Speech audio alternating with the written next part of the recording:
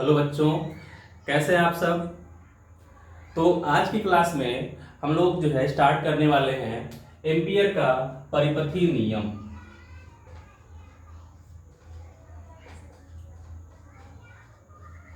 Ampere का परिपथी नियम, amperes amperes circuital law, ampere circuital law.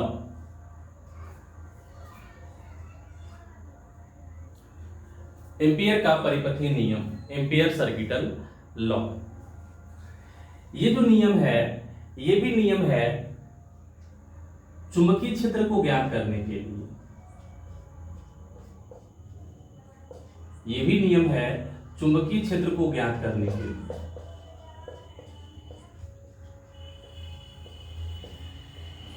तो चुंबकीय क्षेत्र को ज्ञात करने के लिए अभी हम लोग जस्ट इसके पीछे पढ़े हैं बायो-सेवर्ट का नियम, और बायो-सेवर्ट के नियम से भी हम लोग क्या ज्ञात कर रहे थे, चुंबकीय क्षेत्र ही ज्ञात कर रहे थे। और बायो-सेवर्ट का नियम चुंबकीय क्षेत्र ज्ञात करने का वो अपने आप में अलग तरीका है। ठीक वैसे ही एम्पियर का परिपथी नियम भी चुंबकीय क्षेत्र ज्ञात करने के लिए ये अपना एक अलग तरीका है। ठीक है, तो इस नियम को हम लोग पढ़ने वाले हैं और इस नियम का प्रयोग करके आने वाले क्लास में 2-3 डेरिवेशन हम लोग करने वाले हैं। जैसे सोलेनॉइड का डेरिवेशन करेंगे, सोलेनॉइड के लिए चुंबकीय क्षेत्र, टोरॉइड के लिए करेंगे और परिनालिका के लिए।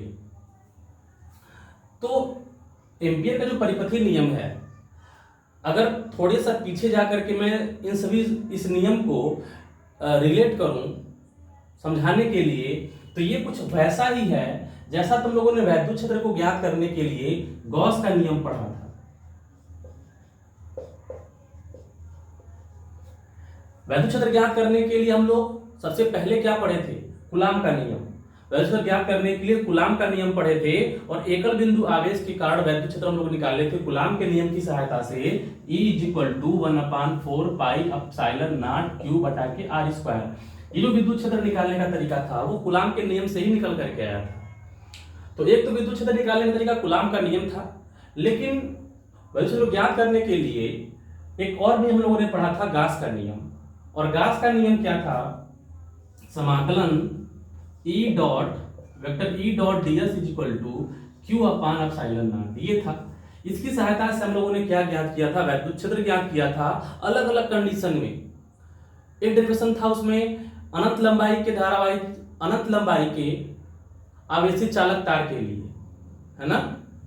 ठीक है, अनंत लंबाई के आवेशित चालक तार के लिए निकाला था हम लोगों ने। फिर एक निकाला था हम लोगों ने अनंत क्षेत्रफल वाले आवेशित समतल आवेशित चालक के लिए। फिर निकाला था खोखले गोली कोष के लिए वैद्युत क्षेत्र का मान। तो जैसे कि विद्युत क्षेत्र निकालने के लिए कूलाम का नियम था और फिर वैद्युत क्षेत्र निकालने के लिए गॉस का नियम था, है ना। ठीक उसी प्रकार चुंबकीय क्षेत्र ज्ञात करने के लिए भी जो मेन नियम है वो कौन सा नियम है, बायो-सेवर्ट का नियम। जो मुख्य नियम है वो यही है, बायो-सेवर्ट का नियम। और चुंबकीय क्षेत्र ज्ञात करने के लिए एक और नियम हम लोगों को पढ़ना है, एम्पियर का परिपथी नियम। ठीक है ना। तो आज की क्लास में हम लोग एम्पियर का परिपथी नियम पढ़ने वाले हैं। आप लोगों को कुछ बातें समझ में आ गई होंगी कि एम्पियर के परिपथी नियम से हम लोग क्या करते हैं, है ना। काम इसका वही है, चुंबकीय क्षेत्र ज्ञात करने का, लेकिन इसकी अपनी सीमाएं हैं, इसका अपना फायदा है, नुकसान है। ठीक है ना। तो आज की क्लास शुरू करते हैं।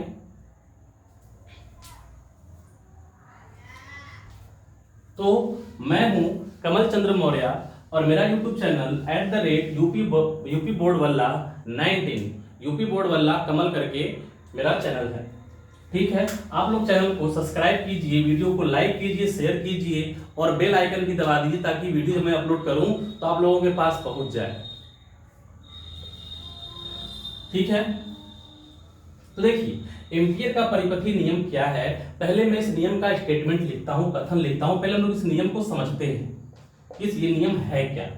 जब नियम को समझ लेंगे इसके बाद हम लोग देखेंगे कि इस नियम की सहायता से एक और एग्जाम्पल लेके देखेंगे और चुंबकीय क्षेत्र को ज्ञात करके देखेंगे, एग्जाम्पल लेकर के देखेंगे।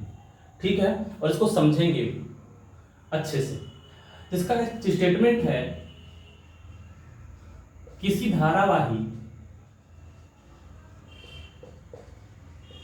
चालक तार, है ना, किसी धारावाही चालक तार कि चारों ओर क्या होता है, धारावाही चालक तार के चारों ओर क्या होता है, चुंबकीय क्षेत्र होता है। तो किसी धारावाही चालक तार के चारों ओर चुंबकीय क्षेत्र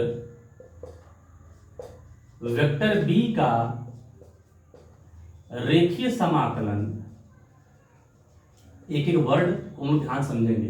वेक्टर बी का रेखीय समाकलन तार में प्रवाहित धारा का म्यू नॉट गुना होता है, तार में प्रवाहित नेट धारा का, प्रवाहित नेट धारा आई नेट धारा को किस दिखाएंगे, आई नेट धारा आई नेट का म्यू नॉट गुना होता है, म्यू नॉट गुना होता है। यही है इस नियम का स्टेटमेंट कथन। इसको ध्यान से लिख लेना, इसको याद कर लेना, रट्टा मार मार के याद करना इसको, ठीक है। स्टेटमेंट बिल्कुल इसका यही है, छोटा सा स्टेटमेंट है। और ये नियम जो है बोर्ड एग्जाम के लिए बहुत इंपॉर्टेंट है, 2 नंबर के लिए इंपॉर्टेंट है, और इस पर जो डेरिवेशन बनते हैं छोटे छोटे वो भी इंपॉर्टेंट है ना।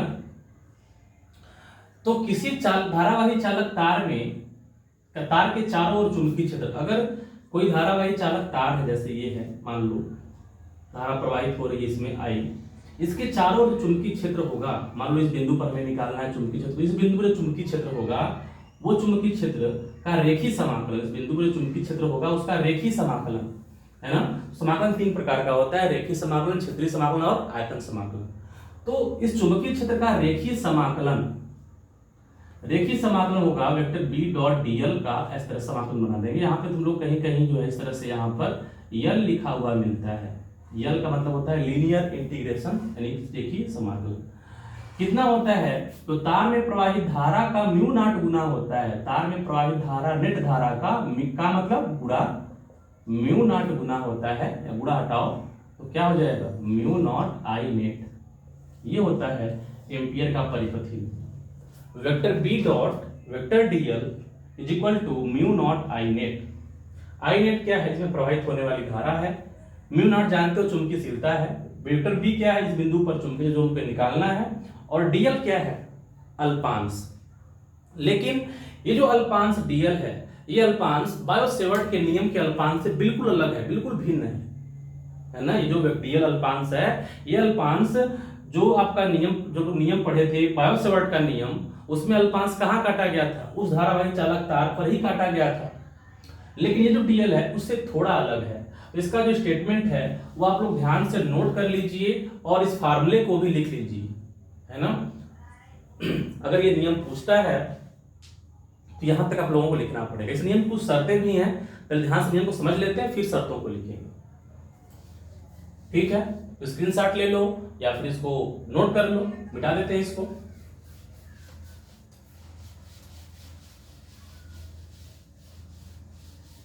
ठीक है, देखो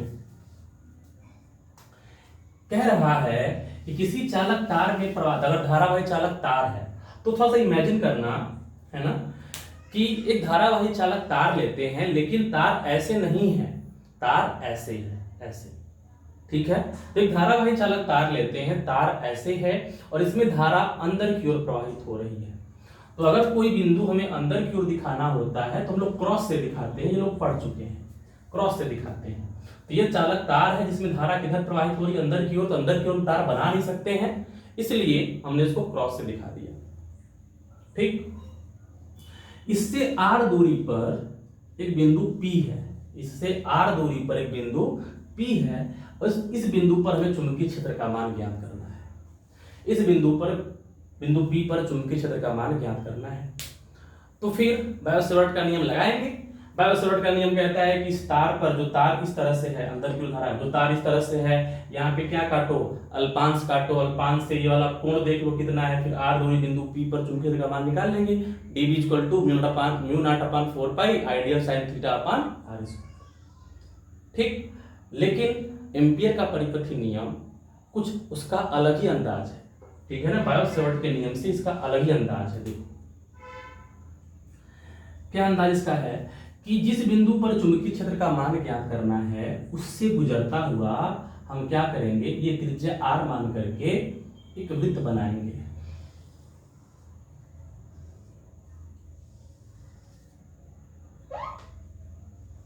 ठीक,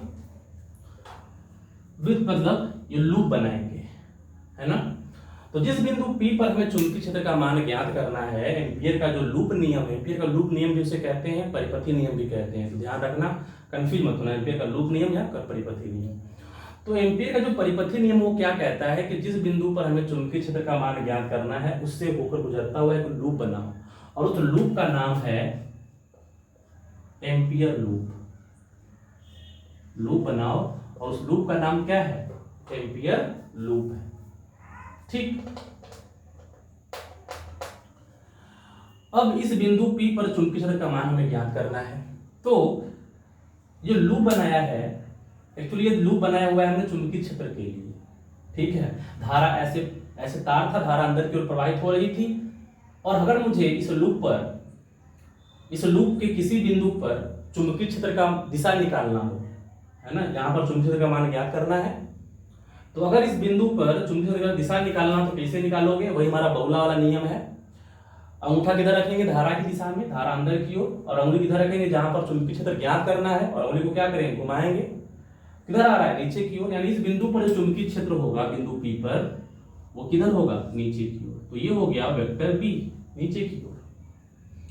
ठीक, हमें क्या करना है, अल्पांश काटना है। अल्पांश कहां काटते थे बायो-सेवर्ट के नियम में, अल्पांश काटते थे इस तार पर, लेकिन एम्पियर के परिपथी नियम में अल्पांश काटते हैं लूप पर। ध्यान रखना, अल्पांश काटते हैं लूप पर, यानी यहां पर काटेंगे। ठीक है, यहां पर काटेंगे, और जब यहां पर अल्पांश काटेंगे dl, तो ये अल्पांश की दिशा भी होगी, क्योंकि हमने पढ़ा हुआ है कि अल्पांश कैसे राशि, सदिश राशि होती है। तो अल्पांश अगर सदिश राशि है तो इसकी दिशा भी होगी। इसकी दिशा किधर होगी, तो जो अल्पांश होता है उसकी दिशा वही होती है जो लूप की दिशा होती है। अल्पांश की दिशा वही होगी जो लूप की दिशा होती है। तो तुमने लूप कैसे बनाया था, लूप हमने ऐसे बनाया था, तो लूप की दिशा कैसे हो जाएगी, ऐसे हो जाएगी। अब कोई कहेगा कि सर मैं लूप ऐसे बनाऊंगा, तो लूप दिशा कैसे हो जाएगी, ऐसे हो जाएगी। तो लूप की दिशा कुछ भी हो सकती है, या क्लॉकवाइज या एंटी क्लॉकवाइज। ठीक, लेकिन अगर क्लॉकवाइज होगा और एंटी क्लॉकवाइज होगा तब भी एम्पियर के परिपथी नियम पे कोई प्रभाव नहीं पड़ता है। ठीक है, एम्पियर के परिपथी नियम पे कोई प्रभाव नहीं पड़ता है। इसलिए मान लो, समझाएंगे जब इसकी शर्त लिखाएंगे तो बताएंगे क्यों। तो एम्पियर के परिपथी नियम पर इस पर कोई प्रभाव नहीं पड़ता है। तो अगर लूप किसी ने ऐसे बनाया तो डीएल ऐसे होगा, अगर ऐसे बनाया तो ऐसे। मान लेते हैं ऐसे लूप बना हुआ है, फिलहाल मान लो कि लूप ऐसे बना हुआ है, तो डी दिशा कैसे होगी, इधर होगी। तो डीएल भी किधर होगा, इस बिंदु पर, इधर ही होगा। इधर डीएल भी होगा, इधर वेक्टर बी भी होगा इस बिंदु P पर। तो दोनों के बीच का कोण कितना हुआ, थीटा बराबर 0 डिग्री। अब कहता है एम्पियर का परिपथी नियम, अगर मान लो यहाँ पर धारा कितनी प्रवाहित हो रही है, I, कैपिटल S लिखा लो I। तो एम्पियर का परिपथी नियम कहता है इस बिंदु P पर चुंबकीय क्षेत्र का मान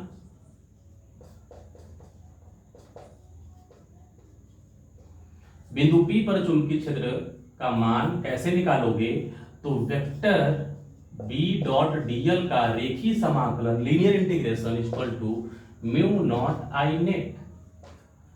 ठीक, अब क्या करेंगे, रेखीय समाकलन। अब पढ़ो तुम लोग कक्षा 11th में, 11वीं में, कि डॉट का मतलब क्या होता है, अदिश गुणन।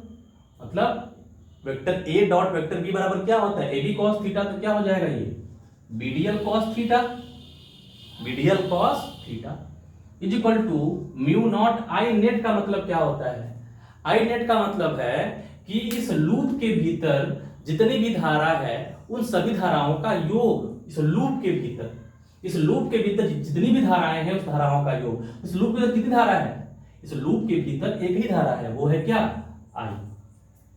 तो आई नेट का मान कितना होगा, आई। अब तुम लोगों के दिमाग में थोड़ा सा क्वेश्चन आना चाहिए कि ये आई नेट का मतलब, यहां धारा तो एक ही है, तो हमेशा आई नेट का मान क्या होगा, आई होगा। लेकिन तुम्हारे सिलेबस में इसके लूप के भीतर एक ही धारा पर जो भी सवाल बनती है, जो भी डेरिवेशन है, सब एक ही के लिए है।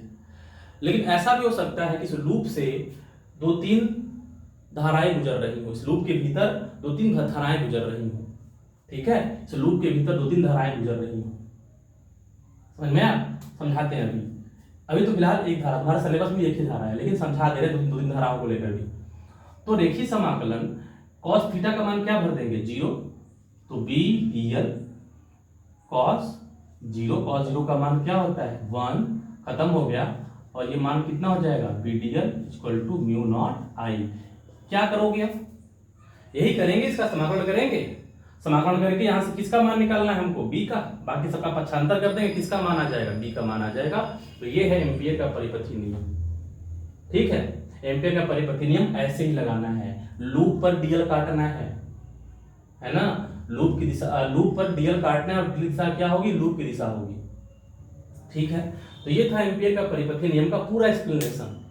अब हम लोग देखेंगे कि जो एम्पियर का परिपथी नियम है उसकी कुछ शर्तें नहीं, पहले ये देख लो। जब मैंने कहा कि इसके आई नेट का मतलब क्या है, आई नेट का मतलब कि इसके भीतर जो है ना 2-3 धाराएं भी हो सकती हैं। जैसे कि मान लो अभी फिलहाल इसमें एक धारा किधर बह रही है? अंदर की ओर। अब हो सकता है कि इसमें एक और धारा बह रही हो, बाहर की ओर निकल रही हो, एक और धारा हो जो जिसकी दिशा किधर हो? बाहर की ओर। एक और धारा जिसकी दिशा बाहर की ओर, तो बाहर के लिए क्या दिखाएंगे? डॉट दिखाएंगे।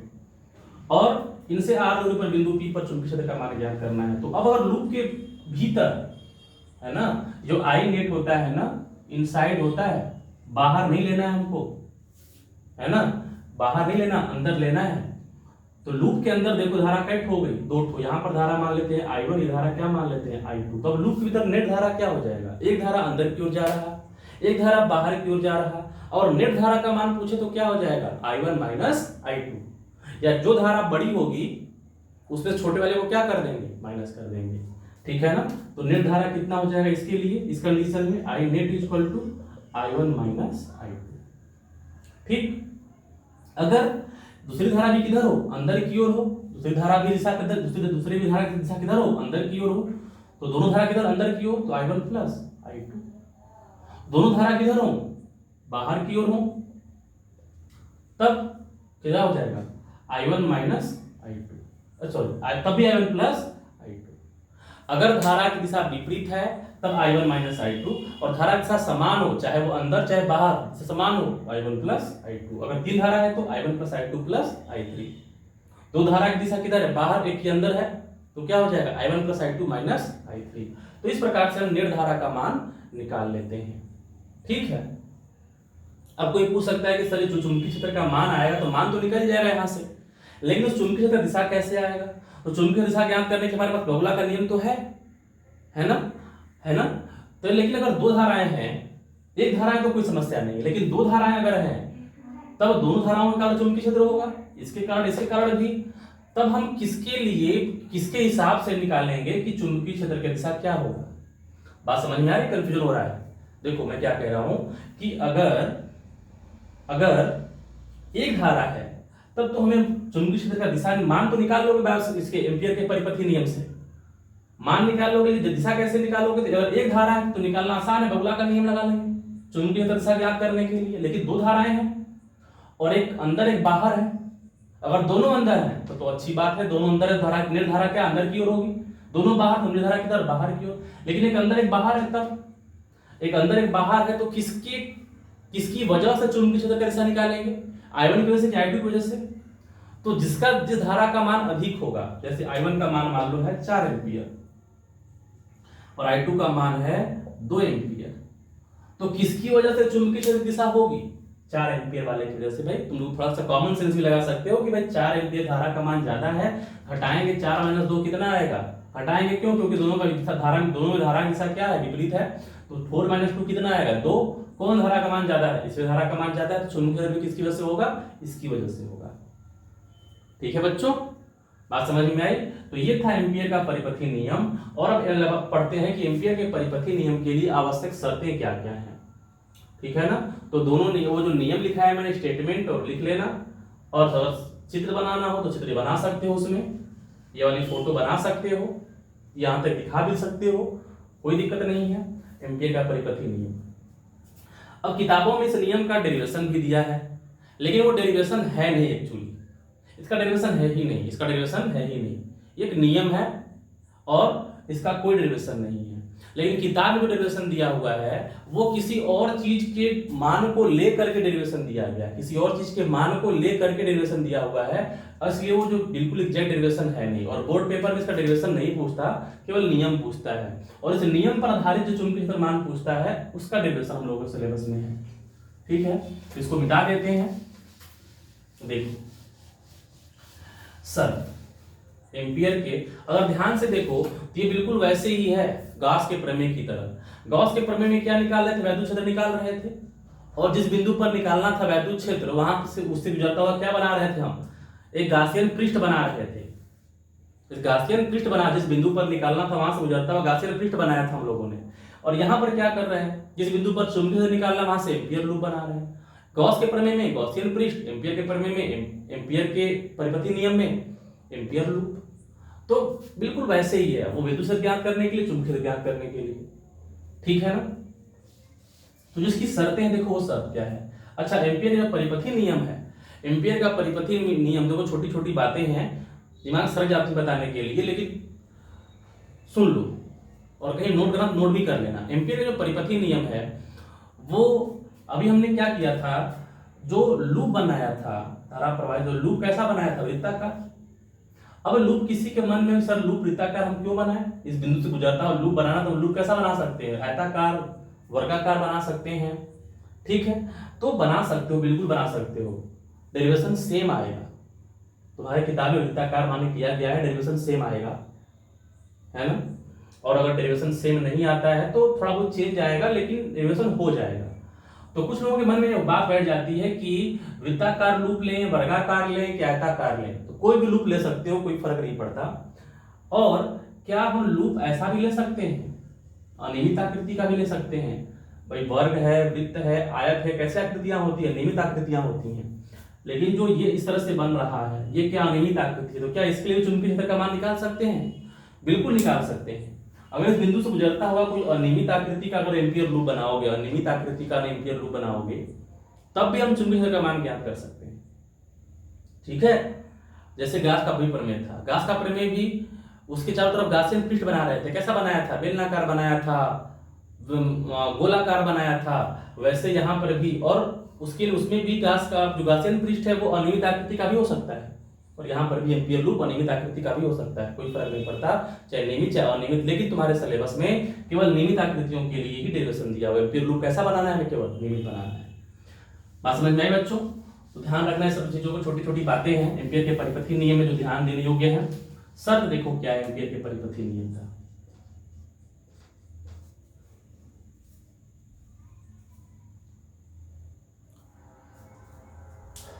शर्त है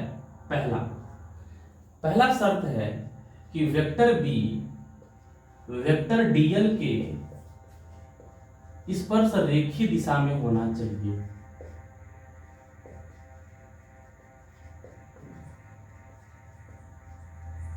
ठीक है, वेक्टर बी वेक्टर डीएल के स्पर्श रेखीय दिशा में होना चाहिए तथा इसका मान नियत है ना, तथा इसका मान नियत होना चाहिए, इसका मान नियत होना चाहिए। वेक्टर बी वेक्टर डीएल क्या स्पर्श रेखीय, देखो जैसे यहां पर था, अभी मैंने डेरिवेशन किए थे अभी ना, उसमें देखो क्या था, वेक्टर बी भी इधर था, वेक्टर डीएल भी इधर था। तो वेक्टर बी नीचे, वेक्टर डीएल भी नीचे। तो क्या है ये वेक्टर बी वेक्टर डीएल के कैसे हो गया, स्पर्श रेखीय। स्पर्श रेखीय होने से क्या फायदा हुआ कि इनके बीच का कोण थीटा बराबर क्या होगा, 0 डिग्री। और थीटा बराबर अगर 0 डिग्री है तो डेरिवेशन क्या हो जाएगा, आसानी से हो जाएगा, आसानी डेरिवेशन कर लेंगे। ठीक है, तो पहला शर्त है कि और नियत होना चाहिए। नियत का मतलब देखो, अभी जब हम लोग डेरिवेशन कर रहे थे तो क्या आया था, थीटा का मान भरने पर बीडीएल बराबर म्यू नॉट आई आया था ना, कॉस थीटा का मान 0 भरते इतना आया था। अब इसका जब समाकलन करोगे तो हमें पता है कि भाई समाकलन करते हैं तो जो इसमें नियतांक होता है वो समाकलन से बाहर आ जाता है। ठीक है, तो इसमें नियत अगर वेक्टर जब बी का मान क्या होगा, जब b का मान नियत होगा तभी तो ये बाहर आएगा, तो b बाहर आ जाएगा। समाकलन केवल किसका करेंगे हम, dl का, और म्यू नॉट आई के बराबर। अगर b का मान नियत नहीं होगा तो क्या हम b का मान निकाल सकते हैं? भाई b का मान जब नियत नहीं रहेगा समाकलन करना पड़ेगा, और समाकलन करेंगे तो दोनों का b का भी समाकलन होगा और dl का भी समाकलन। दो का समाकलन करना क्या होता है, इम्पॉसिबल होता है। समाकलन केवल एक चर के सापेक्ष कर सकते हैं, dl के सापेक्ष कर सकते हैं, दो के सापेक्ष नहीं कर सकते। तो b का मान क्या होना चाहिए, नियत होना चाहिए, ध्यान रखना ये। इसलिए b कहाँ जाएगा, बाहर, और dl का क्या कर दोगे, समाकलन, उसका पक्षांतर किसका माना जाएगा, b का माना जाएगा। सारी बातें सोच कर रखी गई हैं वीडियो में कि ऐसा करने पे ही निगमन हो पाएगा, b का मान निकल पाएगा, ऐसा होने पर ही। तो एम्पियर के परिपथीय नियम का शर्त है और सीमा भी है, लिमिटेशन भी कह सकते हो कि b का मान उसमें क्या होता है, जिस बिंदु पर निकाल रहे हो b का मान वो क्या होना चाहिए, नियत होना चाहिए। तो ये बात ध्यान रखना और नोट भी कर लेना इसे, चाहो तो ये चित्र बना के दिखा देना। सेकेंड देखो शर्त क्या है, सेकेंड शर्त है कि वेक्टर बी या तो फिर क्या हो, स्पर्शरेखी हो तो थीटा बराबर 0 डिग्री, या वेक्टर बी वेक्टर डीएल के क्या हो, लंबवत हो। वेक्टर बी वेक्टर डीएल के क्या हो, लंबवत, या तो ये या तो ये हो। तो लंबवत होने से क्या होगा, लंबवत होने का मतलब कि डीएल इधर हो जाएगा, वेक्टर बी इधर हो जाएगा, कितना थीटा बन जाएगा इसके बीच का, 90। और जब 90 बन जाएगा तो जब लगाओगे formula B DL cos theta is equal to mu not I net, तो थीटा का मान क्या भरना पड़ेगा उसमें हमें, 90, और कॉस 90 का मान क्या होता है, 0, 0 गुणे समथिंग क्या होता है, 0, यानी बी का मान क्या आ जाएगा, 0 आ जाएगा। तो फिर चुंबकीय क्षेत्र का मान निकालना आसान हो जाएगा। भले ही बी का मान 0 आ रहा है, भले ही बी का मान 0 आ रहा है, लेकिन फिर भी चुंबकीय क्षेत्र का मान तो निकल तो गया, 0 तो आ तो गया, तो लंबवत होना चाहिए। थर्ड और लास्ट शर्त है, सीधे सीधे कहता है कि बिल्कुल उस बिंदु पर बी का मान क्या हो जाएगा, 0 हो जाए। बिंदु बी का मान क्या हो जाए उस बिंदु पर, 0, यानी उस बिंदु पर चुंबकीय क्षेत्र का मान ही 0 हो जाए। जब मान ही 0 हो गया तब तो 0 है ही उसमें, ठीक है ना। तीन बातें हैं, तीन शर्तें हैं जिसके लिए एम्पियर का परिपथीय नियम लागू होता है, अन्यथा ये नियम लागू नहीं होता है, ठीक है ना। ये शर्तें ध्यान रखना, किताबों में दी हुई नहीं है ये सब चीजें, ठीक है।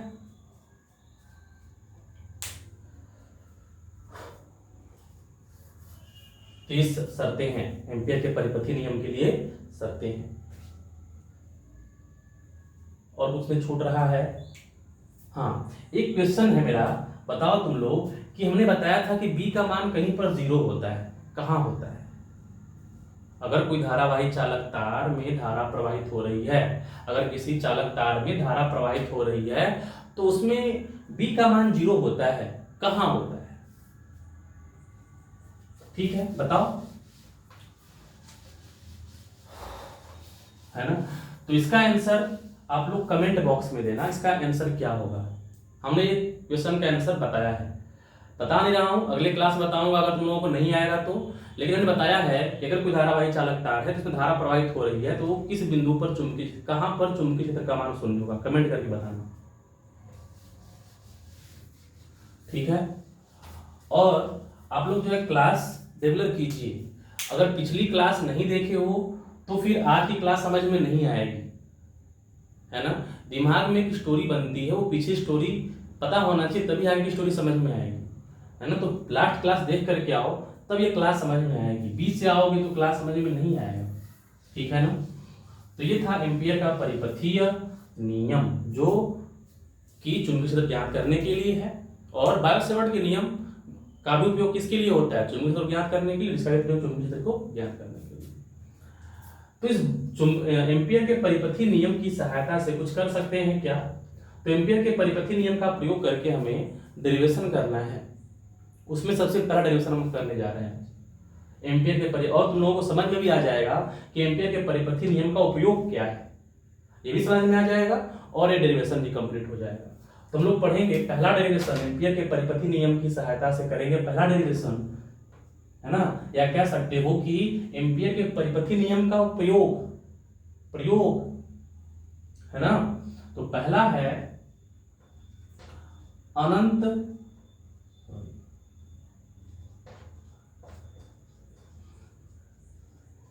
अनंत लंबाई ठीक है, बार बार मैं वीडियो देखे जा रहा हूँ। ठीक है, इसके पीछे कारण ये है कि लास्ट क्लास में मैंने वीडियो को प्ले ही नहीं किया और पूरी क्लास पढ़ा दी थी, समझ में आया, और पूरा का पूरा वीडियो चौपट हो गया, मेरी पूरी मेहनत बेकार हो गई। आज तो गर्मी कम है, कल गर्मी बहुत ज़्यादा थी, फिर भी वीडियो प्ले ही नहीं हुआ और वीडियो एक घंटे के आसपास मैंने पूरी क्लास पढ़ा दी। ठीक है ना, बिल्कुल दिमाग खराब हो गया था कल के लिए, कल की बातों को लेकर के, है ना। मेहनत करो और बेकार चला जाए। अनंत लंबाई के धारावाही चालक तार, ठीक है, अनंत लंबाई के धारावाही चालक तार के कारण चुंबकीय क्षेत्र, मैग्नेटिक फील्ड, है ना, अनंत लंबाई के, ठीक है, magnetic field due to infinite, है ना, infinite length of current carrying conductor या वायर, ठीक है, वायर ही लिख लो। अनंत लंबाई के धारावाही चालक तार के कारण चुंबकीय क्षेत्र। हेडिंग पढ़े कुछ याद आ रहा है? हमने डेरिवेशन किया था लंबाई के धारावाही चालक के कारण चुंबकीय क्षेत्र, लेकिन यहाँ पर अनंत नहीं था, वहां पे क्या था, परिमित था। तो परिमित लंबाई के धारावाही चालक तार के कारण चुंबकीय क्षेत्र का मान हम लोग डेरिवेशन कर चुके थे और उसका मान हम लोगों को याद होना चाहिए। कितना आया था, mu naught upon 2 pi I by a sine phi 1 plus sine phi 2, ठीक है ना। ये डेरिवेशन आया था, ये डेरिवेशन आया था, but 1/4 pi I upon sine phi 1 plus sine phi 2 अनंत परिमित लंबाई के चालक तार के लिए, है ना। लेकिन ये किसकी डेरिवेशन करना है, अनंत लंबाई के चालक तार के लिए करना है। तो बनाते हैं एक अनंत लंबाई का चालक तार, डॉट का मतलब इनफाइनाइट तक गया है ये चालक तार, है ना। अब ये अनंत लंबाई का चालक तार है जिसमें कि आई धारा प्रवाहित हो रही है। अनंत लंबाई का चालक तार है जिसमें कि आई धारा प्रवाहित हो रही है और इस चालक तार से आर दूरी पर एक बिंदु P है। यहां पर चुंबकीय क्षेत्र का मान हमें ज्ञात करना है, अनंत लंबाई का तार है। तो क्या बताया था हमने तुम लोगों को, अभी एम्पियर का परिपथी नियम क्या कह रहा था कि जिस बिंदु पर चुंबकीय क्षेत्र ज्ञात करना है उस बिंदु से हो गुजरता हुआ क्या बनाओ, एम्पियर लूप बनाओ। तो यहां से होकर गुजरता हुआ हम क्या बनाएंगे, एम्पियर लूप बनाएंगे। ये एम्पियर लूप बना दिया हमने, एम्पियर लूप, ठीक है। एम्पियर लूप की दिशा हम कुछ भी ले सकते हैं।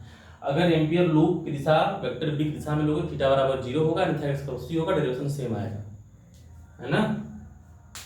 तो देखो कैसे चित्र बना हुआ है, इस तरह से धारावाही चालक तार अनंत तक गया हुआ है।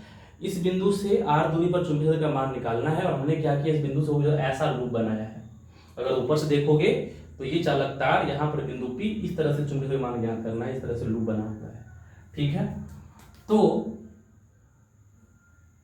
ये बना लूप, एम्पियर लूप। इस बिंदु पर निकालना है चुंबकीय क्षेत्र। तो किधर होगा चुंबकीय क्षेत्र, धारा ऊपर, इधर होगा चुंबकीय क्षेत्र। अच्छा, धारा किधर होगा चुंबकीय क्षेत्र, ऐसे होगा ना, यानी चुंबकीय दिशा किधर होगी, ऐसे होगी। ये हो गया वेक्टर P, निकाल के देख लेना। ये है धारा, इधर करोगे बोले किधर आएगा, अंदर क्यों रहेगा, यहाँ से तो स्पर्श रेखा के साथ किधर जाएगा, इधर जाएगा। और लूप भी ऐसे ही बनाया था, तो डीएल भी इधर ही होगा। तो यहाँ पर थीटा बराबर क्या आएगा, 0 डिग्री। कंडीशन नंबर फर्स्ट लागू हो रहा है कि नहीं, शर्त नंबर एक क्या था कि वेक्टर बी वेक्टर डीएल के क्या होना चाहिए, स्पर्श रेखीय होना चाहिए, ताकि थीटा बराबर क्या मिल जाए, 0 मिल जाए। तो यहीं पर डीएल काट लेना, तो वेक्टर बी और वेक्टर डीएल क्या हो जाएंगे, समान हो जाएंगे।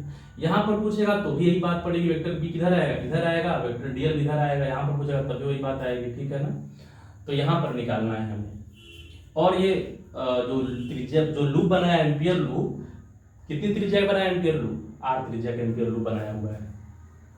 और हमने कहा था ना कि डीएल कहाँ काटना है, तार पर नहीं। बायो-सैवर्ट के नियम में डीएल कहाँ काटा गया था, तार पर काटा गया था। और अल्पांश की दिशा किधर थी, धारा की दिशा में। लेकिन यहाँ पर अल्पांश कहाँ काटा जा रहा है, लूप पर काटा जा रहा है। और लूप अल्पांश दिशा किधर है, लूप की दिशा में है। ध्यान रखना इतना अंतर है दोनों में, डीएल में, है ना। ये बात बच्चे चैप्टर पढ़ ले जाते हैं पूरा का पूरा, और अंत तक ये मालूम नहीं चलता कि डीएल क्या है। यहाँ पर उनको लगता है कि डीएल वही है, बायो-सैवर्ट के नियम वाला है, ऐसा नहीं है। तो क्या करना है, बिंदु पर इसको लिख लेना इस तरह से, माना वाला भाग जो तुम लोगों में बोलता हूँ लिख लेना अपने से। देखो कि माना एक अनंत लंबाई का धारावाही चालक तार जिसमें आई धारा प्रवाहित हो रही है। इस धारावाही चालक तार से आर बिंदु, आर दूरी पर, धारावाही चालक तार से आर दूरी पर स्थित बिंदु P पर चुंबकीय क्षेत्र का मान ज्ञात करना है। लिख लोगे। इसके बाद लिखोगे कि बिंदु P से गुजरता हुआ एक एम्पियर लूप बनाया। बिंदु P से गुजरता हुआ एक एम्पियर लूप बनाया। बिंदु P पर वेक्टर बी था, बिंदु P पर एक अल्पांश डीएल काटा, ठीक है। बिंदु P पर एक अल्पांश डीएल काटा। चुंबकीय क्षेत्र था अल्पांश, दोनों समान दिशा में होंगे या स्पर्श रेखीय होंगे, इसलिए थीटा बराबर 0। यहां तक लिख लेना। फिर नीचे लिखना एम्पियर के परिपथीय नियम से,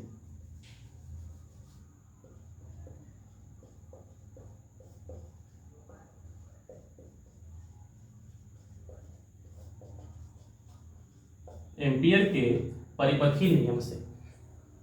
एम्पियर का परिपथीय नियम क्या है, एम्पियर का परिपथीय नियम है linear integration of vector B dot vector DL is equal to mu not I net inside the wire.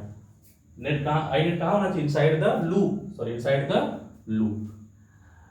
तो तोड़ेंगे इसको, बीडीएल कॉस थीटा मिलेगा, म्यू नॉट आई नेट, धारा कितनी बह रही है इसके भीतर, लूप के भीतर आई, तो आई नेट का मान कितना हो जाएगा आई। बी क्या है, नियत है, इसलिए बी कहां, बाहर। थीटा का मान क्या भरेंगे 0, cos 0 का मान 1 into d l, 1 into d l mu not I. तो समाकलन किसका करना है, डीएल का। इस डीएल का समाकलन करना है। डीएल कहां है, लूप पर। लूप की त्रिज्या कितनी है, R. D l d l d l d l d l d l हर जगह काटोगे, फिर सब कुछ जोड़ोगे। समाकलन मतलब क्या होता है, योग। डीएल डीएल काट के जोड़ोगे तो क्या आएगा, क्या लूप की परिधि के बराबर आएगा कि नहीं आएगा। तो डीएल का समाकलन क्या होगा, डीएल का समाकलन वही होगा जो लूप की परिधि होगी। और लूप की परिधि क्या होगी, वृत्त की परिधि के बराबर, जो कितना होता है 2 पाई आर, त्रिज्या भी आर है, तो लूप की परिधि कितनी हो जाएगी 2 पाई आर, लूप की परिधि 2 पाई आर।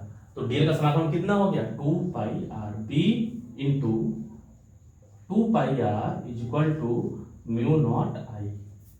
ठीक है, यहां तक हो गया। अब देखो हमें किसका मान चाहिए था, बी का मान चाहिए था। देखा, ये कंडीशन नंबर फर्स्ट, बी अगर नियतांक नहीं हो तो समाकलन नहीं हो पाता, इसीलिए ऐसा किया गया है। तो शर्त बना दी गई है, बी बाई बी का मान ज्ञात करना है। बी बराबर कितना हो जाएगा, इन सबका पक्षांतर कर दोगे तो म्यू नॉट आई बटा के 2 पाई आर। थोड़ा इसी को बना करके लिखो, तो बना के लिखोगे इसे म्यू नॉट अपान 2 पाई आई बटा के आर, इतना टेस्ला। ठीक है भाई, B equal to upon 2 pi I upon R. तो ये है चुंबकीय क्षेत्र का मान, किसके लिए, अनंत लंबाई के धारावाही चालक तार के लिए। Mu naught upon 2 pi I upon R, परिमित के लिए कितना आया था, वही sin φ1 प्लस sin φ2 वाला फॉर्मूला। ठीक है, अगर इस फार्मूले को देख करके भी थोड़ा कंफ्यूजन हो रहा होगा, इस फार्मूले को देख के थोड़ा बहुत कंफ्यूजन हो रहा है। हम लोगों ने फार्मूला ऐसा कुछ पढ़ा था, क्या पढ़ा था फार्मूला एक तो, B equal to mu naught upon 2 I by A, ऐसा कुछ पढ़ा था हमने वहां पर, mu naught upon 2 I by A. ये फार्मूला किसके लिए पढ़ा था, ये पढ़ा था हम लोगों ने वृत्ताकार धारावाही लूप के केंद्र पर चुंबकीय क्षेत्र का मान। ये था वृत्ताकार धारावाही लूप के लिए, और ये किसके लिए है? अनंत लंबाई के धारावाही चालक सीधे के लिए, अनंत लंबाई के सीधे धारावाही चालक तार के लिए। और ये वृत्ताकार के लिए। दोनों में अंतर क्या है कि यहाँ पर μ/2 यहाँ पे पाई नहीं है केवल, वहां पे भी ए त्रिज्या था, यहाँ पे आर त्रिज्या है, वहां भी धारा आई, यहाँ भी धारा आई, बस अंतर क्या है केवल पाई, यहाँ पे पाई नहीं है, वहां पे पाई है। तो ध्यान रखना, कंफ्यूजन बहुत होता है, इसलिए फार्मूले को, सभी फार्मूले को एक जगह लिख करके अच्छे से याद कर लोगे, कंफ्यूजन दूर हो जाएगा, तो कंफ्यूजन बना रहेगा। अनंत लंबाई के तार के लिए μ/2 पाई I/r और वृत्ताकार धारावाही केंद्र पर कितना होता है? μ/2 I/a। ठीक है, तो ये था अनंत लंबाई के धारावाही चालक तार के कारण चुंबकीय क्षेत्र, किसका प्रयोग करके? एम्पियर के परिपथी नियम का प्रयोग करके। तो आज की क्लास हम लोगों ने एम्पियर का परिपथी नियम पढ़ा, किसी धारावाही चालक तार के कारण चुंबकीय क्षेत्र का रेखीय समाकलन, उसमें प्रवाहित होने वाली धारा का म्यू गुना होता है, कुछ वैसे ही जैसे कि गाउस का प्रमेय था, गाउस का नियम था, वैसे ये भी है। ठीक है, बायो-सैवर्ट का नियम भी चुंबकीय ज्ञात करने के लिए, ये भी ज्ञात करने के लिए है, लेकिन इसका अलग अंदाज है। हम लोगों ने उसको नियम को ध्यान से समझा, पढ़ा और उसके साथ से एक डेरिवेशन भी किया। इसके आगे हम लोग कल करेंगे सोलेनॉइड के लिए, टोरॉइड के लिए और प्रणालिका के लिए। ठीक है, तो आज की क्लास में रहने देते हैं इतना ही। ठीक है, थैंक यू।